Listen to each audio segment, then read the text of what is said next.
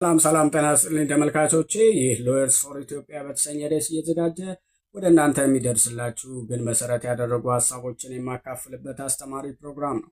ዛሬ ስለ ኢትዮጵያ የንግድ ሕጋችን መሰረታዊ የሆኑ ሀሳቦችን ላጋራችሁ ወደ እናንተ መጥቻለሁ። የንግድ ሕግ እንግዲህ መሰረታዊ ይዘቱን በምንመለከትበት ጊዜ የሲቪል ኮድ እና የኮመርሻል ኮድ በመካከላቸው ምን አይነት ልዩነት አለ የሚለውን ሀሳብ በምናይበት ጊዜ በመካከላቸው ልዩነት ባይኖርም ነገር ግን ህጉን ከሚተገብሩ ሀገራት መካከል ለምሳሌ ያክል ያው የህጉ ተፈጻሚነት በግለሰብ አመልካችነት ወይም ደግሞ በግለሰብ ደረጃ የሚካሄድ መሰረታዊ የሆነ የህግ ክፍል ሲሆን ነገር ግን አንዳንድ ጊዜ በኢትዮጵያ በሚተገበርበት ጊዜ መንግስት የምዝገባ ሁኔታ የንግድ ፖሊሲው በማን ላይና በማን ሊተገበር እንደሚገባ ለመወሰን ጣልቃ የሚገባበት አግባብና አሰራር ሁኔታዎች አሉ።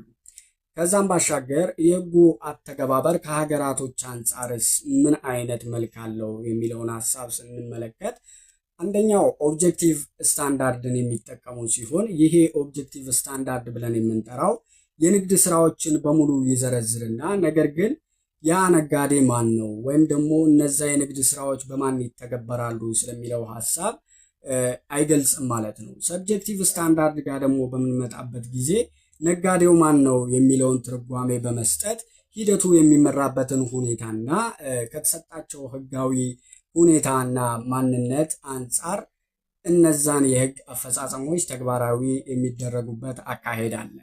የተፈጻሚነት ወሰንን በሚመለከት በህገ መንግስታችን አንቀጽ 55 ንዑስ አንቀጽ 4 ላይ የህዝብ ተወካዮች ምክር ቤት የንግድ ህግ ወይም ደግሞ ኮድ የምንለውን የሚያወጣ መሆኑን የሚገልጽ ሲሆን በአንቀጽ 52 ንዑስ አንቀጽ 1 ላይ ደግሞ የክልልን ስልጣንና ተግባር ለመወሰን በወጣው ድንጋጌ ላይ ማለት ነው በህገ መንግስቱ ለፌዴራል መንግስት በተለይ ወይም ደግሞ በጋራ በግልጽ ያልተሰጠ ስልጣን የክልል ስልጣን ሊሆን እንደሚገባ ከመግለጹ አንጻር ይሄ ልዩ የሆኑ ህጎችን ወይም ደግሞ የንግድ ህግ ውስጥ ያሉ ህጎች አሉ። ነገር ግን ከክልል አንጻር በአተገባበር ደረጃ ሌሎች የህግ ሁኔታዎች ወይም ደግሞ የህግ ረቂቆች የሚያስፈልጉ ከሆነ እነዛን የህግ ረቂቆች የማውጣትና የማጽደቅ ተግባር ላይ የመዋል ስልጣን እንዳላቸው ክልሎች ተቀምጦ እናገኛለን። ነጋዴ በአንድ የንግድ ስራ ላይ የተሰማራ በሙያ ዘርፍ ለትርፍ የሚሰራ ግለሰብ እንደሆነ በዚሁ በንግድ ህጋችን ላይ ተቀምጦ የምናገኝ ሲሆን ታዲያ ባለሙያ ማን ነው የሚለውን ሀሳብ በምናይበት ጊዜ አንድ የተለየ እውቀትና ተፈላጊው የትምህርት ዝግጅት እንዲሁም ደግሞ ተሞክሮ ያለው ግለሰብ ስለመሆኑ በግልጽ ያሳየናል ማለት ነው። ከዛም ባሻገር የነጋዴ ትርጓሜ አንቀጽ 6 እስከ አንቀጽ 9 ባለው የህግ ድንጋጌ በዚሁ የንግድ ህጋችን ውስጥ ማለት ነው በኔጋቲቭ ወይ የተገለጸበት ወይም ደግሞ ነጋዴ ያልሆኑትን ለይቶ ከአንቀጽ 6 እስከ አንቀጽ 9 የገለጸ ሲሆን ገበሬዎች የአሳ እርባታ ላይ የተሰማሩ በእደ ጥበብ ስራዎች ላይ በትንንሽ ገቢ በትንንሽ መጠን የሚሰሩ ናቸው ብሎ ያስቀመጠ ሲሆን ወይም ደግሞ ምንድነው ያ የንግድ ስራ የሚለውን ሐሳብ በአንቀጽ 5 ላይ ዘርዝሯቸው እናገኛለን። በተጨማሪነትም ነጋዴ በንግድ ውስጥ ለመግባት የተቀመጡ መስፈርቶች አሉ። ነገር ግን በዛ መስፈርት ልክ ደግሞ የተቀመጡ ነጋዴ እንዳይሆኑ የተቀመጡ ገደቦችም እንዲሁ እንዳሉ ለመረዳት እንችላለን። አንደኛው ገደብ ምንድነው ብለን በምናይበት ጊዜ ችሎታ ማጣት ወይም ደግሞ ህፃንነት በህግ የተከለከሉ ሰዎችንም እንዲሁ የሚመለከት ስለመሆኑ በአንቀጽ 14 ላይ በግልጽ ተቀምጦ እናገኛለን። ሌላኛው መሰረታዊ የሆነ የገደብ ሁኔታ ደግሞ የጋብቻ ሁኔታን ይመለከታል። ያ የጋብቻ ሁኔታ በአንቀጽ 20 ላይ አንዱ ለሌላው ሰራተኛ መሆኑን ማስረጃ ካላቀረበ በቀር ተባብረው በሚሰሩበት ጊዜ ከሁለት አንዱ የተዋዋሉት ዕዳ ከጋራ ወይም ከግል ንብረታቸው እንዲከፈል መጠየቅ የሚችል ስለመሆኑ ለአበዳሪው መብት የሚሰጥ ስለመሆኑ በግልጽ ተቀምጦ እናገኛለን። በአንቀጽ 15 ላይ ደግሞ ተቃውሞው ከሌለ በቀር የሚሰራው የንግድ ስራ የጋራ ስለመሆኑ እንመለከታለን ማለት ነው። ከዚህ የጋብቻ ገደብ ጋር ተያይዞ የፌዴራል ሰበር ሰሚ ችሎት የሰጠው አንድ ውሳኔ አለ። በመዝገብ ቁጥር 235844 ላይ ምንድነው የሚለው?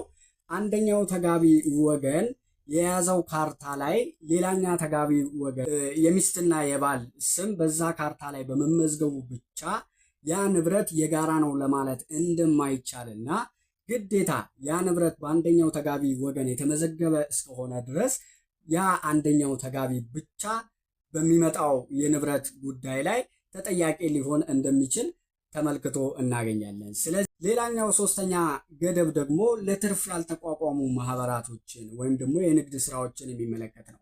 በአንቀጽ 24 ላይ ለትርፍ ያልተቋቋሙና ለንግድ ዓላማ ያልተቋቋሙ ለመስራት የሚችሉበት ሁኔታ በሕግ በልዩ ሁኔታ እስካልተወሰነ ድረስ ይህ ገደብ እንደተጣለባቸው ተቀምጦ እናገኛለን። ይሄ ገደብ ታዲያ በኢፌዴሪ ሕገ መንግስታችን በአንቀጽ 40 ላይ አንድ ሰው ንብረት የማፍራት ሰርቶም ደግሞ በላቡ ያገኘውን ንብረት የመያዝ የማስተዳደር መብትን የሚሰጥበትን ሁኔታ በመሻር ወይም ደግሞ ይህ ሕጉ ገዢ በሚሆንበት ጊዜ ይህኛውን ሕግ በመተላለፍ የወጣ የሕግ ማዕቀፍ ስለመሆኑ እንመለከታለን። የንግድ ግን በሲቪልና በኮሜርሻል መክፈልስ ለምን አስፈለገ?